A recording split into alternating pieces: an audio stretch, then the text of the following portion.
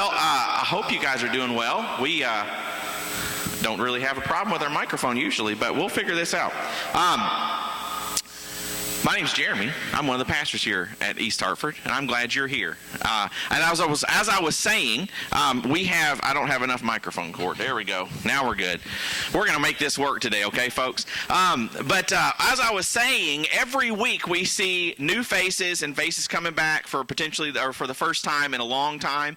And I just want to welcome you guys back, and I'm so grateful for having those that are coming back. I know you guys have stayed in touch with us and connected with us over the last year through social media and all kinds of other means and methods, our 4L groups and things. So, but I'm just so grateful that the Lord is bringing us back together as a church. And today it might be a small milestone, but it's a milestone nonetheless. You didn't get your temperature taken as you walked in the door.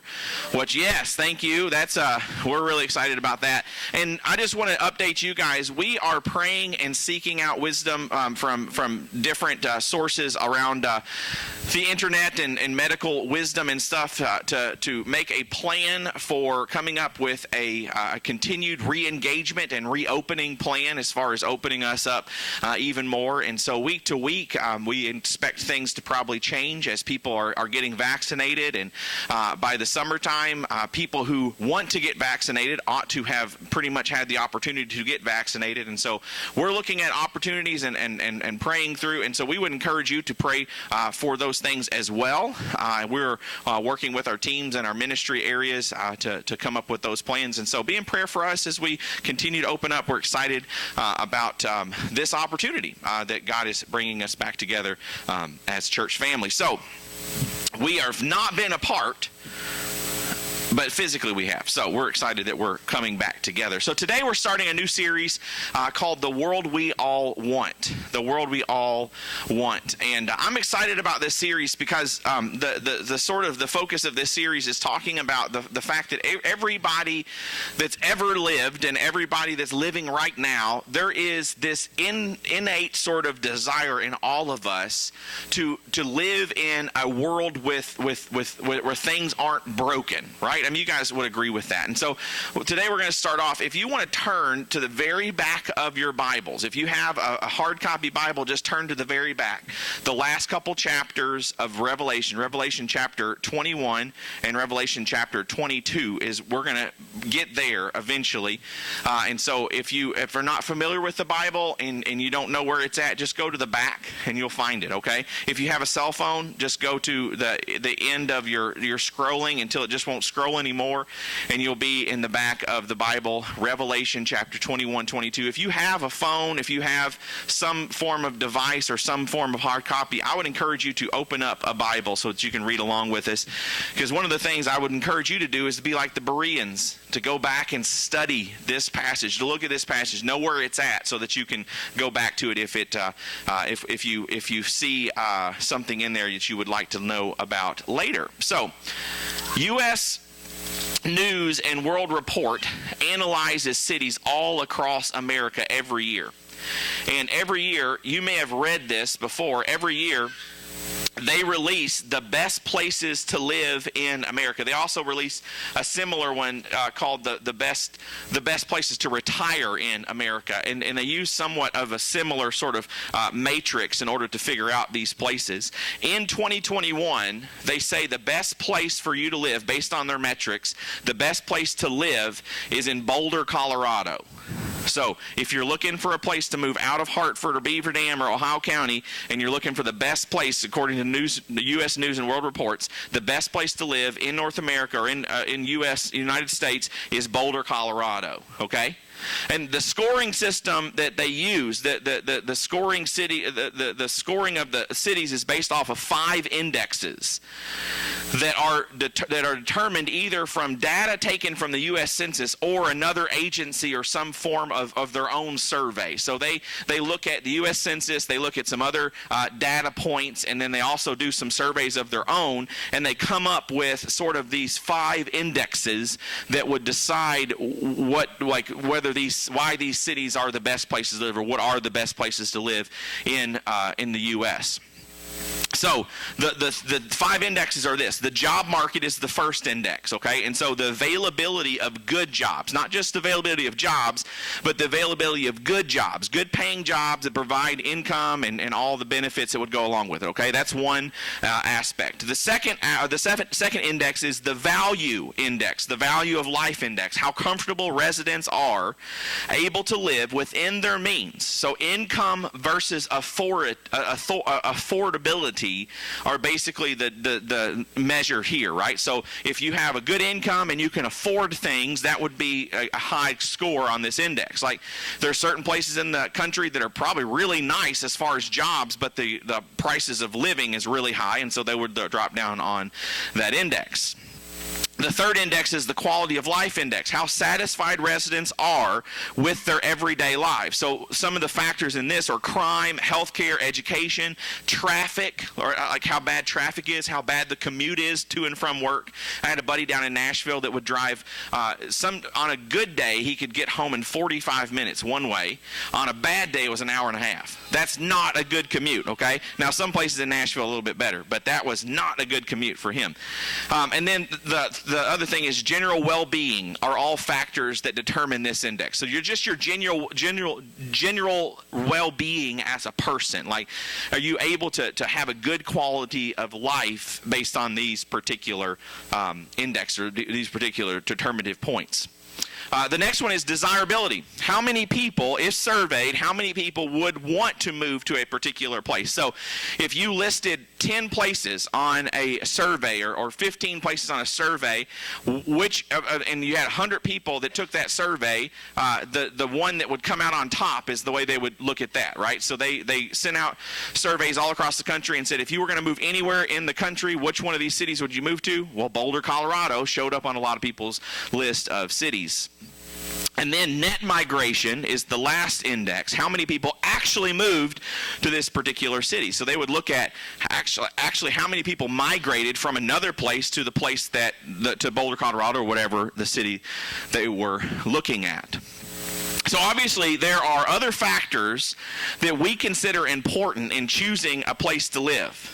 I mean, you guys didn't choose Hartford because of the, necessarily because of these factors, but you may have chose for family purposes. You may have chose it because this is where my parents lived and this is where I've always lived. A lot of people are in that circumstance. If you were in our circumstance, we chose it because, hey, this is where the church was and they hired us. So this is why we came here, right? So obviously there's all kind of other factors, but I think that what this report does reveal is that what we desire, that we all desire to live in a place that is safe, comfortable, peaceful, free of crime and danger, free of conflict and strife, and where we can all enjoy life and not want for anything. I mean, if we were all going to nail it down, that's what we would want, right? I mean, I want a place that's safe and comfortable, that provides for my family, that I don't have to worry about crime, I don't have to worry about all the stuff that would particularly cause my life to be unhappy or hard or whatever it might be, right? And I'm sure I've never been to Boulder, Colorado, but some of you may have been to Boulder, but Boulder, Colorado is probably a great place to live. And overall, I would imagine that people are decently happy living there. But we all know that there's no place on this earth that is without some form of pain, some form of evil, some form of despair, some form of sickness and conflict and injustice, and without the reality of death. The reality here is, like, even if you live in the greatest place in the world, you're still going to die.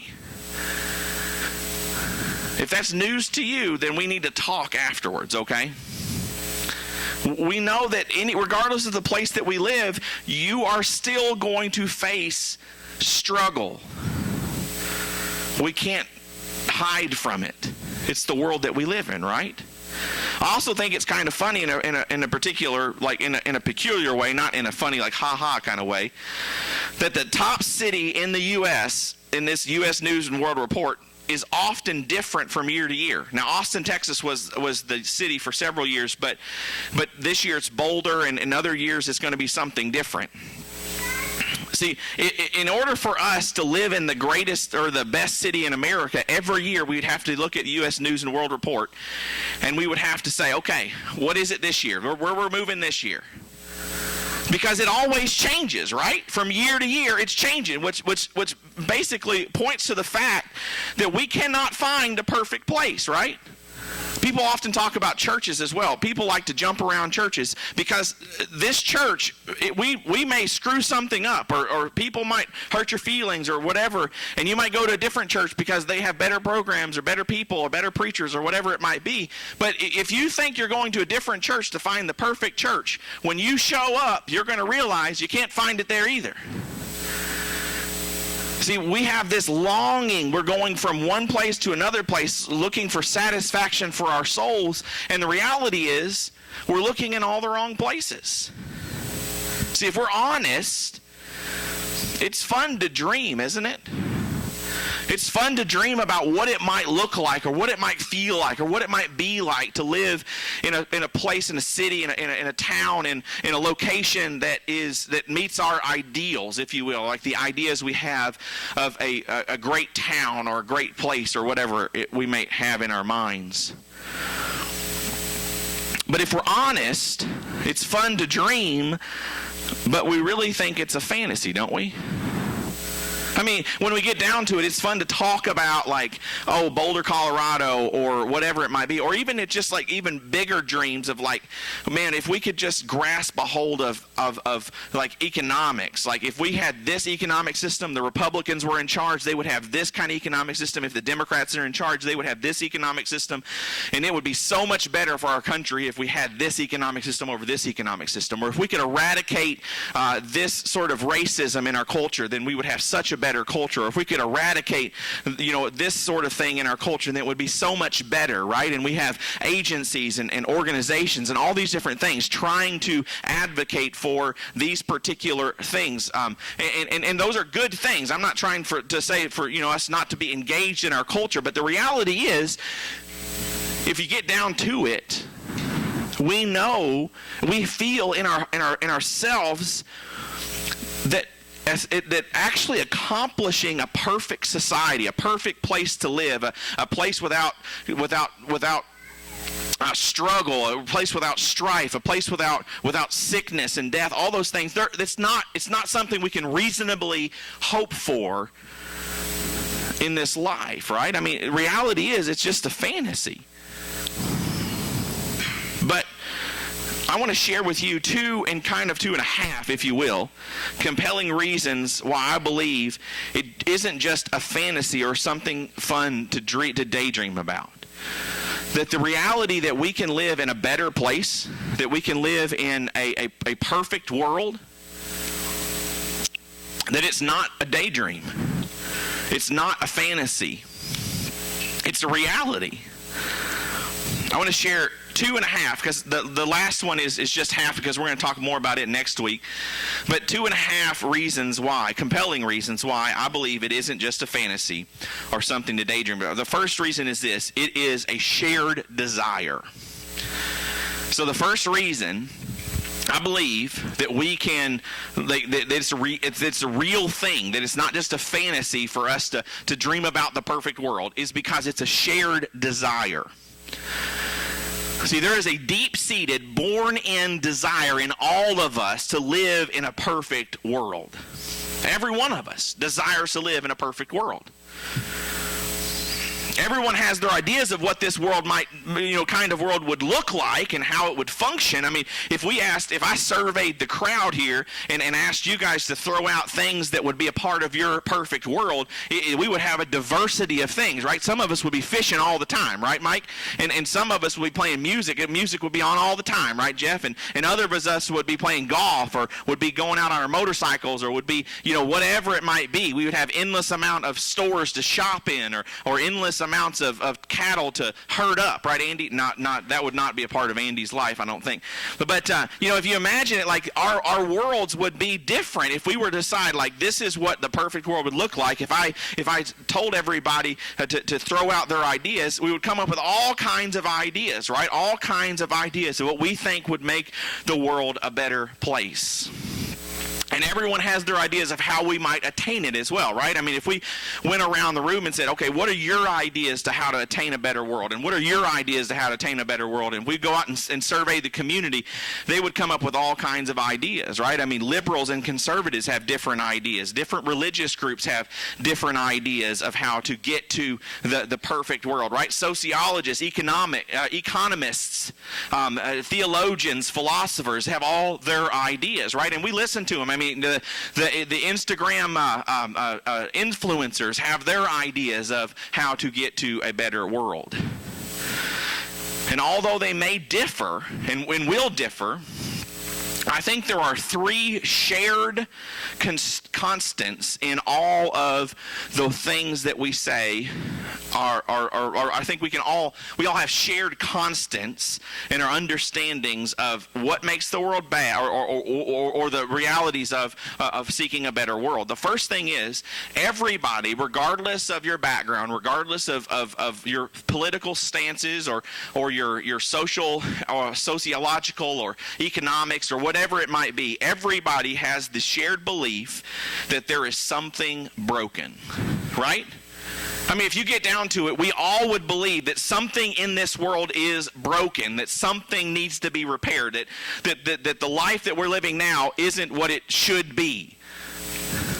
Regardless of your politics, regardless of your economic status, regardless of your socioeconomic class, regardless of your even your religious standing. Maybe you came here today and you're not a believer in Jesus Christ, and regardless of whether you are a believer or not, Hindus and Muslims and everybody alike would say this world that we live in is broken. It's not where it needs to be.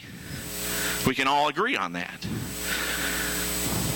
The second thing we all agree on, the second constant, is the belief that there is something better. That goes along with the first one, right? I mean, everything's broken, so there's got to be something to fix it, right? I mean, there's got to be something better out there. Now, our answer to that question may be, different, obviously, like what makes it better, like if I had more money, or if I had a wife, or I had kids, or I had a boyfriend, a girlfriend, or if I had, a better job, or if I had a better retirement, or whatever it might be, if I wasn't sick, or if I didn't have to deal with this, like that would make it the world better. Maybe some of us have more optimistic views than others, but no one believes everything is perfect. I find myself to be somewhat of an eternal optimist, and I know some people that are pessimists. And the pessimist people, I'm like, man, you got to find something good about the world. I mean, I'm always looking at the positive side, but I know deep down inside of me that not even deep down, I know like on the surface level, like not everything in this world is good. Not everything, I mean, just read the news and you will understand, like we don't live in a perfect world. Something's broken, and there's something out there that's better. We can all agree with that. Now, that's the reason we work to fix it, right? I mean, through social service and government medicine, or government and medicine, and all those things. There's things. Those are ways that we see engineering and education and economics. Those are all endeavors to try to make the world that we live in, that we see as broken, a better world to live in, right? I mean, that's what the agenda is behind all of those. And so that leads us to the third constant. The third constant is the hope we can fix it. So we all believe that the world is broken. We all believe that there's something better, and we all have this hope that we can fix it. Either fix it for ourselves, or fix it for our families, or fix it for others too, depending on how ambitious that we may be or how big our scope is, right? I mean, some of us, it's like, if I can just make my family life better, that would be great, right? And for some of us, maybe it's a community thing. Like, I would love just to make the community that surrounds me better. Or maybe for some of us, it's this ambition of saying, I want to make the world a better place. And so we take up initiatives to try to make the world a better place. We believe the world's broken. We believe there's something better, and we want to figure out how we can help in fixing it. To ground this in the Word, I think there's some passages that pop out to me. First one is this: regardless of the idea of a better world, a perfect world is a believable thing because it's shared by all. And King Solomon, I think, hit this on the nail on the head kind of situation in Ecclesiastes 3:11. Now, understand that Solomon was probably the wealthiest and the wisest man that's ever lived. And that's like historical, not just biblical. History would say, if this Solomon, and I believe he did live, if this Solomon lived, and if what's said in Scripture is true, then he was the wealthiest man that ever lived. And Scripture says that God said to Solomon, whatever you want, Solomon, I'll give you. And Solomon says, well, give me wisdom. And God gave him wisdom and riches. Right? And so he was probably the wisest and the wealthiest man that ever lived. And he said in Ecclesiastes 3:11, he had just talked about how the world, this wealthiest, this wise man, who had the opportunity to basically experience everything this world had to offer. Everything wealth would buy you, everything power would attain you, everything that you could imagine in your brain, Solomon likely experienced or had the opportunity to experience.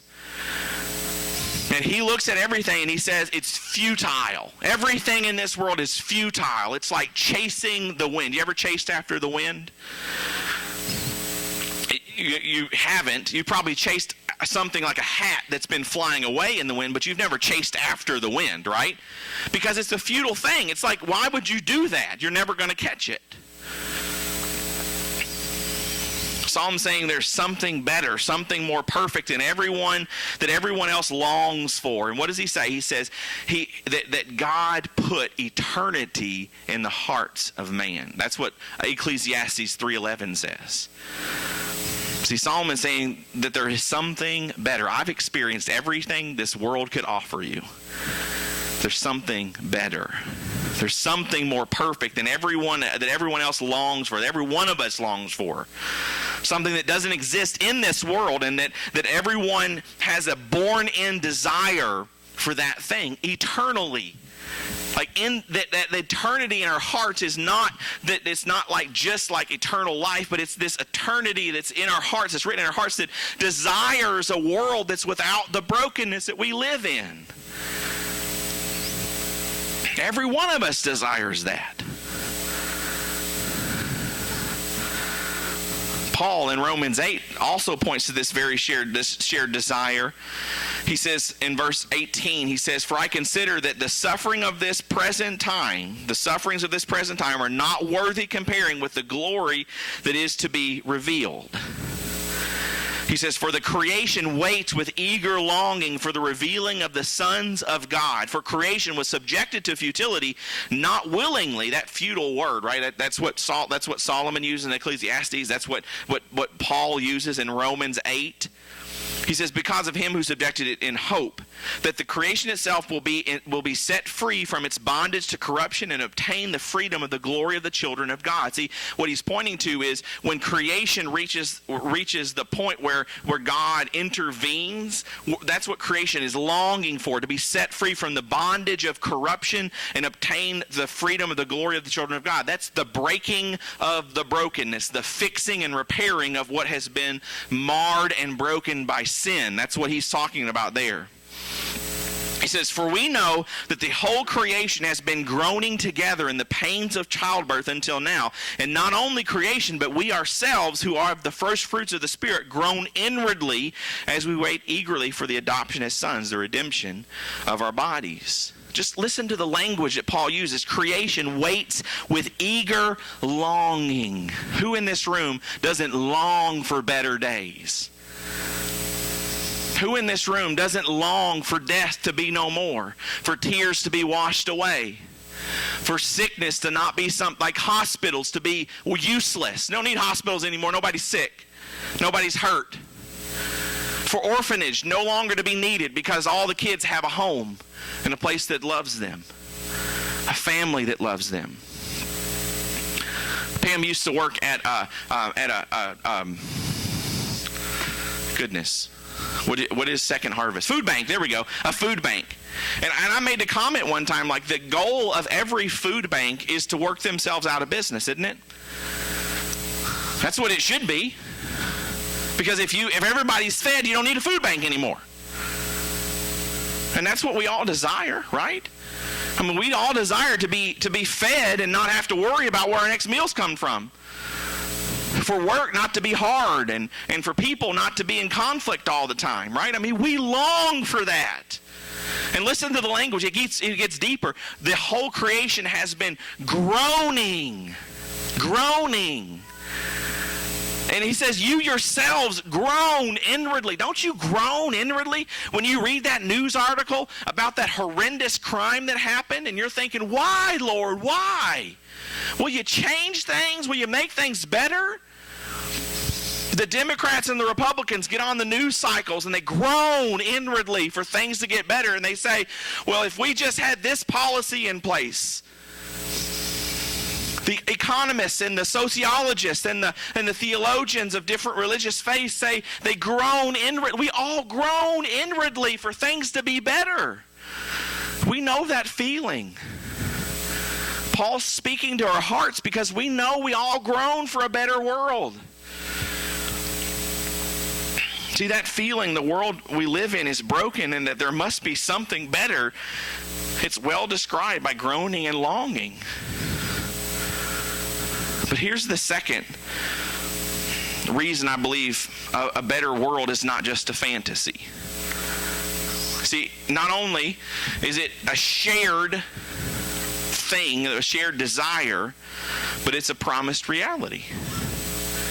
It's a promised reality.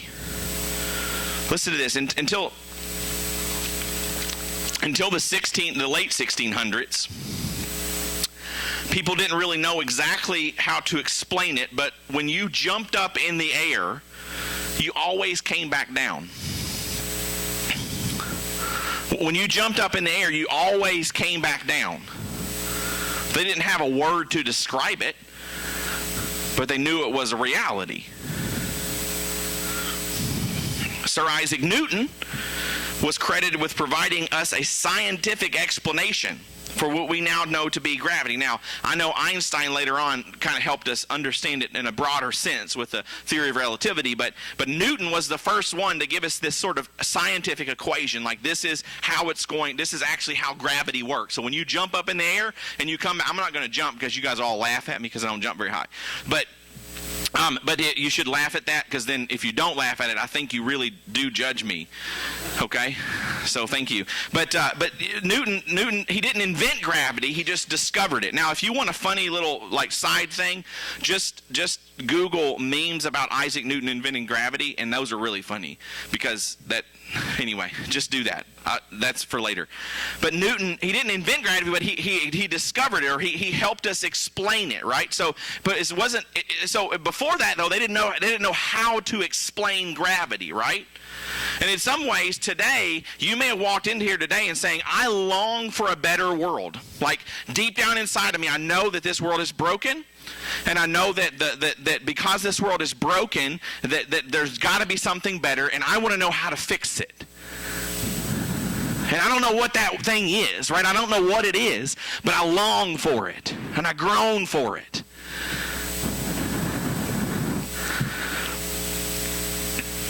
See, we have that deep down desire. We have our own theories about it, but God has made a promise and even painted us a picture in words. God has made a promise and he even paints us a picture in words. Let's listen to the words of Revelation 21, 1 through 5. It says, Then I saw a new heaven and a new earth.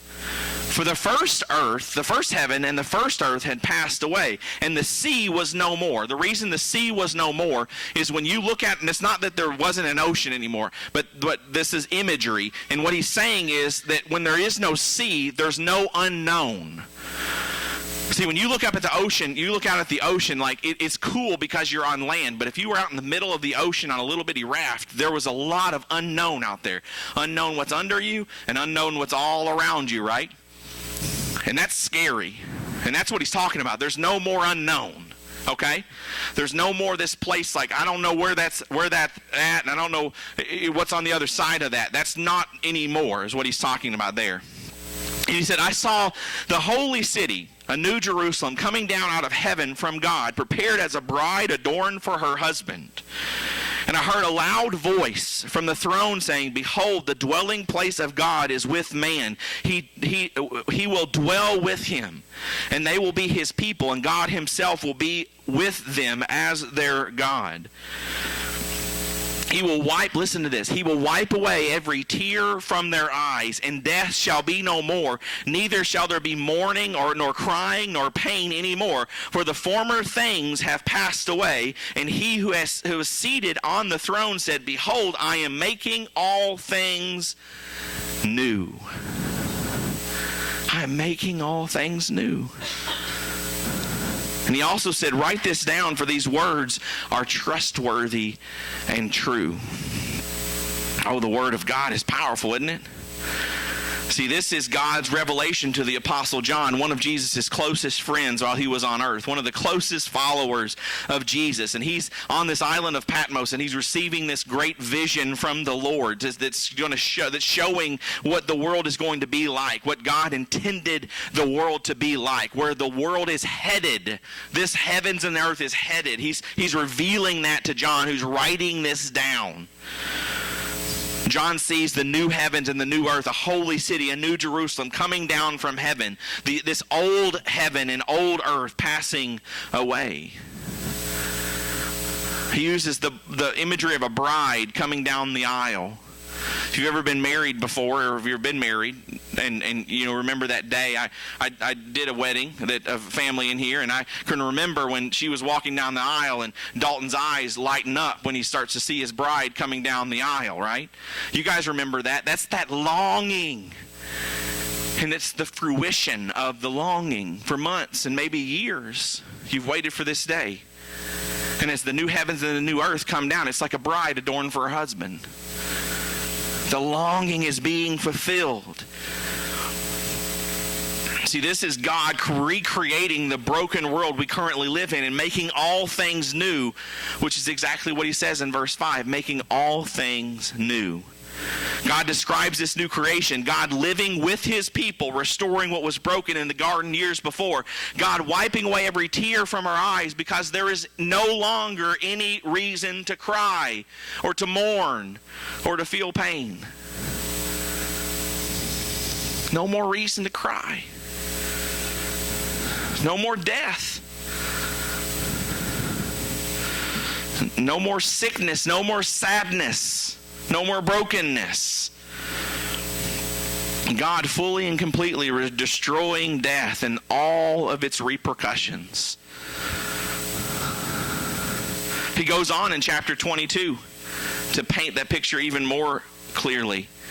It says, then the angel showed me the river of the water of life, bright as crystal, flowing from the throne of God and of the Lamb. Through the middle of the street of the city, also on the either side of the river, the tree of life, which with its 12 kinds of fruit, yielding its fruit each month. The leaves of the trees were for the healing of the nations. No longer will there be anything accursed, but the throne of God and of the Lamb will be in it, and his servants will worship him. And they will see his face, and his name will be on their foreheads, and night will be no more. And there will be no need of light or of lamp or sun, for the Lord God will be their light, and they will reign forever and ever. And he said to them, these words are trustworthy and true. And the Lord God of the spirits of the prophets has sent his angel to show his servants what must soon take place. Just the imagery is amazing here. It says the water of life, that this stream, this river that flows through the middle, this water of life flows to the throne of God, from the throne of God. No one will thirst because the waters come from God.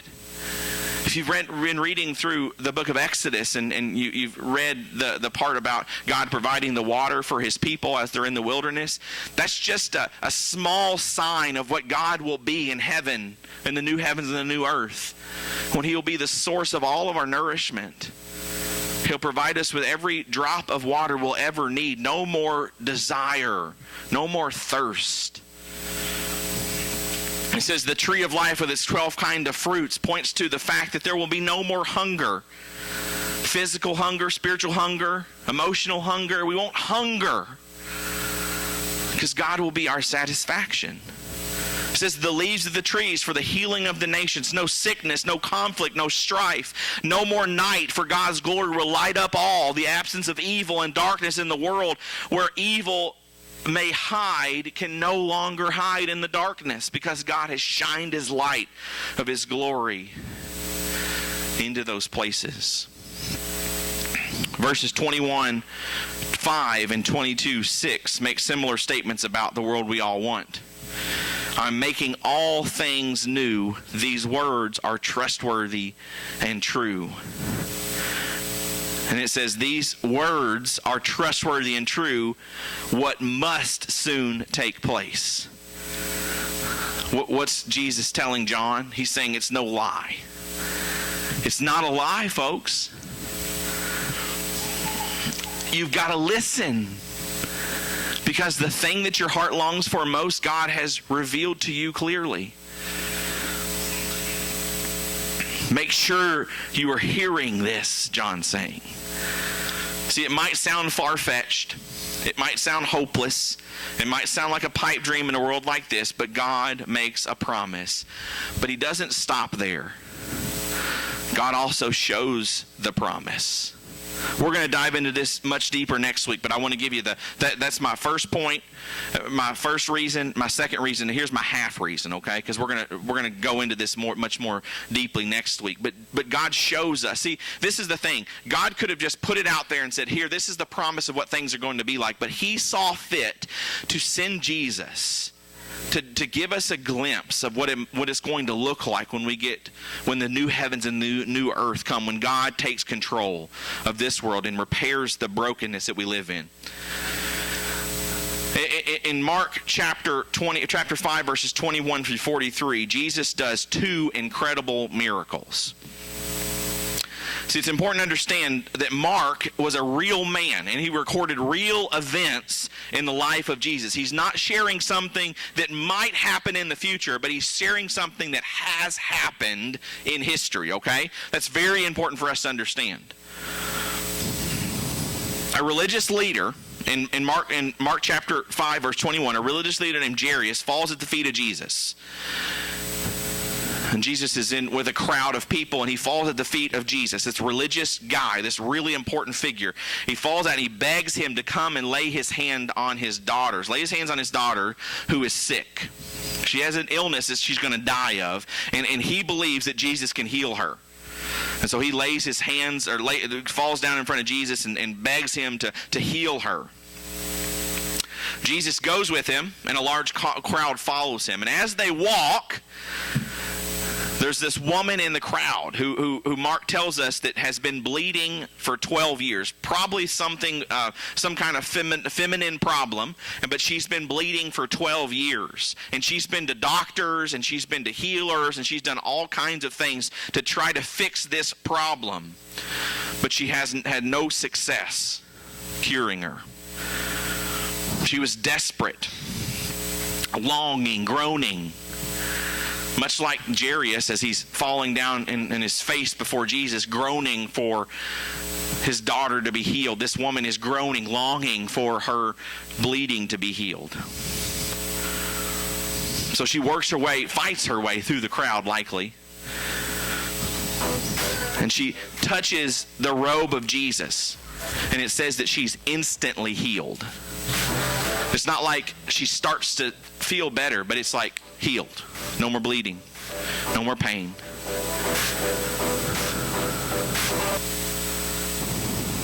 Jesus doesn't know who he has healed. But the woman finally speaks up and Jesus tells her, "Daughter," he said to her, "your faith has saved you. Go in peace and be healed from your affliction." It's pretty incredible. But while Jesus was doing this, like he's on his way to Jairus' daughter, right? But as he is healing this woman, Jairus' daughter dies. And so right after, we see that the men come, the men come to Jairus and say, "Hey, listen, don't bother the healer, don't bother the teacher, don't bother the rabbi anymore, because your daughter, she died. So there's no reason for him to come." There's no reason, because Jesus is a healer. I mean, he's powerful to heal, but he can't heal your daughter anymore because she's dead. And I imagine Jairus didn't believe he could heal her either, and he probably just kind of, was like, well, I guess that's over with. I guess that's done. And the words of Jesus to Jairus are powerful. In verse 36 of chapter 5 of Mark, he says, "But overhearing what they said, Jesus said to the ruler of the synagogue, 'Do not fear, only believe.'" He gets to the daughter's house, and in 2 Aramaic words, there's more words than for when we read it in the English language, but in 2 Aramaic words, Jesus restores life to this young girl's body. He says, "Little girl, get up." And she wakes up. He has restored life to this little one. See, God tells us in Revelation that he's going to wipe away tears and wipe away death and take away pain. And in Mark, we see Jesus do it in just 2 short chapters, 2 short circumstances, 1 chapter, 1 portion, 1 piece of a chapter. See, it was only a glimpse of the world we all want. See, while he was healing those 2 people, other people were dying and other people were suffering from illness and sickness. But Jesus provides us with a taste of this world we all want. And like tasting a meal from an all-star chef, Jesus just gives us this really small piece, this really small taste of the thing we all desire. So as we read about it, we might find ourselves thinking, I want that world, and I want it now. And that longing in your heart for a better world and a better life is something that you don't want to ignore. Don't ignore that longing.